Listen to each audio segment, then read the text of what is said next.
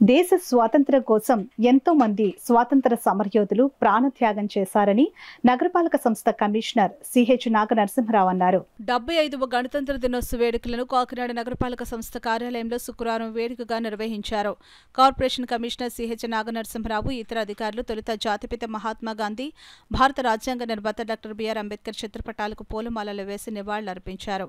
అనంతరం కమిషనర్ నాగనరసింహరావు జాతీయ పతాకాన్ని ఆవిష్కరించారు. సందర్భంగా కమిషనర్ మాట్లాడుతూ డాక్టర్ బిఆర్ అంబేద్కర్, బాబు రాజేంద్ర ప్రసాద్ వంటి మహనీయులు భారతదేశానికి చక్కని రాజ్యాంగాన్ని అందించారని అన్నారు. వీరందించిన రాజ్యాంగం వల్లే భారతదేశం ప్రపంచంలో కల్లా అతిపెద్ద ప్రజాస్వామ్య దేశంగా అవతరించిందని అన్నారు.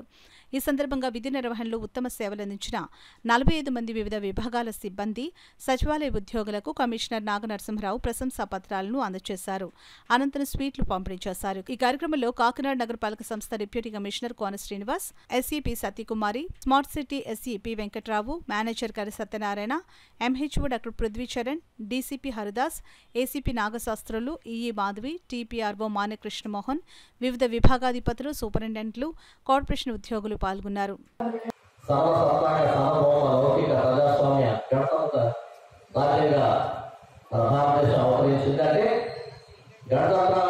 దేశం అంటే ఎవరి యొక్క అధికారానికి లోపడకుండా ప్రజలే పరిపాలకులుగా, ప్రజలే ఎదుర్కొన్నటువంటి వారే పరిపాలన చేస్తూ అధికారంలో ప్రజల యొక్క చేతుల్లో ఉండే విధంగా మరి దీన్ని రూపొందించినటువంటి అప్పుడు రాజ్యాంగ పరిషత్ కానివ్వండి, డాక్టర్ బిఆర్ అంబేద్కర్ గారు కానివ్వండి, వారి యొక్క మిగతా సభ్యులు కానివ్వండి, అనేక మంది సభ్యులు ఉన్నారు దాంట్లో.